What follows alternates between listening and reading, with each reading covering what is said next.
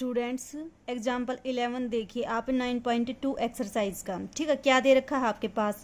Bye selling a plot of land for ₹90,000 a person losses 10%। At what price should be plot be sold so as to gain 15%। क्या दे रखा है आपको कि किसी एक person ने 90,000 का कोई एक प्लाट खरीदा। ठीक है, उस प्लॉट को खरीदने पे उसको कितना लॉस हुआ, 10% का। तो आपको ये पता है कि वो किस प्राइस से उसको सोल्ड करे कि उसको जो गेन हो वो कितना हो, आपके पास 15% का गेन हो। ठीक है, तो देखो आपके पास क्या फॉर्मूला होता है कि अगर आपको कॉस्ट प्राइस निकालना हो तो कॉस्ट प्राइस निकालने के लिए क्या फॉर्मूला होता है आपके पास, 100/100 माइनस लॉस परसेंट। ठीक है, और इनटू क्या होता है आपके पास, एसपी। कॉस्ट प्राइस क्या होता है आपके पास, जिस प्राइस से आप किसी चीज को परचेज करते हो। लॉस परसेंट क्या है आपके पास, जो इसने गिवन कर रखा है वो। एसपी क्या होता है आपके पास, सेलिंग प्राइस। तो देखो आपके पास जो आपका क्वेश्चन है उसमें क्या क्या गिवन है आपको सेलिंग प्राइस गिवन है और लॉस परसेंट गिवन है। तो आप कॉस्ट प्राइस निकाल लोगे, सारी वैल्यूज पुट कर दो, आपके पास क्या आ जाएगा, कॉस्ट प्राइस आ जाएगा। और अगर आपके पास कॉस्ट प्राइस दे रखा हो तो सेलिंग प्राइस निकालने का क्या फॉर्मूला होता है, इसी को इधर शिफ्ट कर दो, कितना आ जाएगा आपके पास, selling price is equal to 100। Profit दे रखा है तो प्लस आता है, लॉस दे रखा है तो आपका माइनस आता है। तो अगर आपके पास प्रॉफिट दे रखा हो तो सेलिंग प्राइस निकालने का क्या फॉर्मूला होता है, 100 प्लस प्रॉफिट जो आपका परसेंटेज में दे रखा हो वो डिवाइडेड बाय 100 और इसकी मल्टीप्लाई कर दो कॉस्ट प्राइस से। तो अब देखो जो प्रॉब्लम आपकी गिवन है उसमें सेलिंग प्राइस कितना दे रखा है, selling price is equal to 90,000।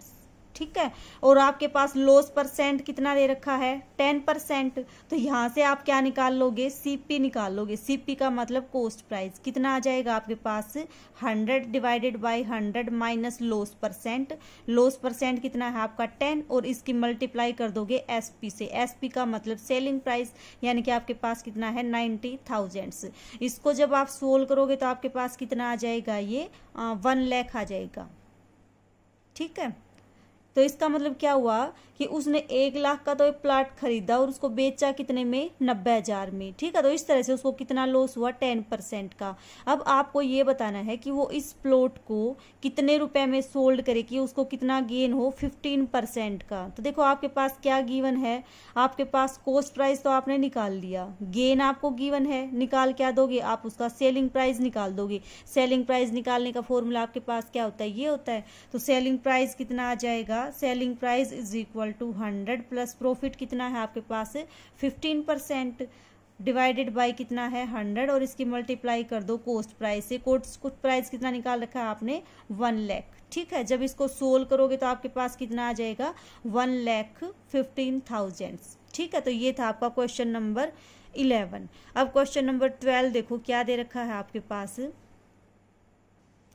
12 की स्टेटमेंट देखो क्या गिवन है आपके पास, ए सेल्स बाइसिकल टू बी। ए ने क्या किया, कोई एक साइकिल थी उसको बी को बेच दिया। कितने परसेंट प्रॉफिट पे बेचा, 5% प्रॉफिट पे बेचा। And B sells it to C, और बी ने क्या किया, उसको सी को दे दिया। और कितने प्रॉफिट पे दिया, 10% के प्रॉफिट पे दिया। तो उसने क्या दे रखा है कि अगर सी ने 231 रुपए पे किए हों इसके लिए, तो आपको ये बताना है कि ए के लिए उसका जो कॉस्ट प्राइस था वो कितना था। मीन्स आपके पास 3 पर्सन है, ए बी और सी। ए ने कोई बाइसिकल किसको दे दी, बी को दे दी। कितने परसेंट प्रॉफिट पे दी, 5% प्रॉफिट पे। बी ने क्या किया, वो सी को दे दी। कितने परसेंट प्रॉफिट पे, 10% प्रॉफिट पे दे दी।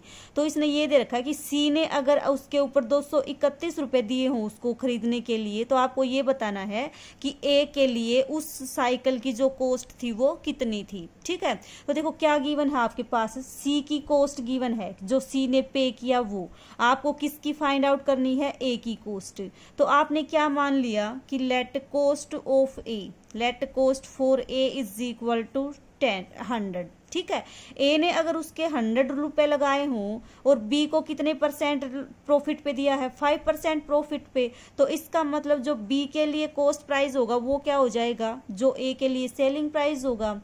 अब देखो इसका क्या दे रखा है आपके पास, ए का कॉस्ट प्राइस दे रखा है, 5% प्रॉफिट हुआ तो इसको कितना प्रॉफिट हुआ, मान लो कॉस्ट प्राइस आपका 100 है और प्रॉफिट कितना दे रखा है आपको 5%। तो बी के लिए जो आपका कोस्ट प्राइस बनेगा वो क्या बनेगा, बी के लिए आपका कोस्ट जो प्राइस बनेगा वो क्या बनेगा, जो ए का सेलिंग प्राइस होगा। देखो अब 100 रुपए की कोई चीज खरीदी, 5 उसको उसका प्रॉफिट हुआ, तो इसका मतलब बेचा कितने में उसको, 105 रुपए में।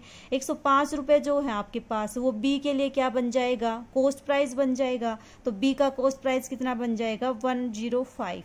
ठीक है, अब बी ने क्या किया, उसको सी को दे दिया कितने परसेंट प्रॉफिट पे, 110% प्रॉफिट पे। तो देखो यहाँ से क्या आएगा आपके पास, कोस्ट प्राइस गिवन है, प्रॉफिट गिवन है, तो आप सेलिंग प्राइस निकाल दोगे। सेलिंग प्राइस निकालने का क्या फॉर्मूला होता है, अभी बताया था, 100 प्लस आपका जो प्रॉफिट परसेंट है वो, और डिवाइडेड बाय 100, और जो भी उसका कोस्ट प्राइस है उससे मल्टीप्लाई कर दो। ठीक है, तो अब देखो कितना आ जाएगा आपके पास, 100 आपका एज इट इज। प्रॉफिट कितना हुआ है बी को, 10% का, तो प्रॉफिट आपका 10 डिवाइडेड बाय 100, और जो आपका कोस्ट प्राइस था बी के लिए वो कितना है, 105। तो कितना आ जाएगा जब इसको सोल्व करोगे आप, तो ये आपके पास आएगा 231/2। तो देखो ये क्या था आपके पास, बी के लिए सेलिंग प्राइस था, लेकिन बी का जो सेलिंग प्राइस है वो सी के लिए क्या है, कोस्ट प्राइस है। भाई अगर बी आपका सी को बेचता है तो जितने रुपए में बी बेचेगा उतने रुपए में ही तो सी खरीदेगा उसको। तो इसका मतलब क्या हुआ कि जो आपका ये सेलिंग प्राइस है बी का, वो आपका सी के लिए क्या है, कोस्ट प्राइस है। लेकिन कब, जब ए का कोस्ट प्राइस कितना है आपका, 100। तो देखो क्या फाइंड आउट करना है आपको, ए का कोस्ट प्राइस फाइंड आउट करना है। हमेशा याद रखो जब भी कोई चीज फाइंड आउट करनी हो उसको रखते हो आप यहाँ पे, और जो चीज गिवन होती है उसको रखते हो आप यहाँ पे। आपको क्या फाइंड आउट करनी है, ए का कोस्ट प्राइस फाइंड आउट करना है। ठीक है, तो ए का कोस्ट प्राइस कितना है, 100 है, और सी का जो आपके पास कोस्ट प्राइस है वो कितना है, 231/2। ठीक है, तो आपको देखो दे रखा है कोस्ट प्राइस सी का, और आपको फाइंड आउट किसका करना है, ए का। तो आपने क्या किया, आपने ये मान लिया कि अगर ए का जो सी का जो कोस्ट प्राइस है वो 231/2 है, तो आपके पास जो ए का कोस्ट प्राइस है वो कितना आ जाएगा, 100 आ जाएगा। और अगर आपके पास 1 है तो कितना आ जाएगा, 100/231/2।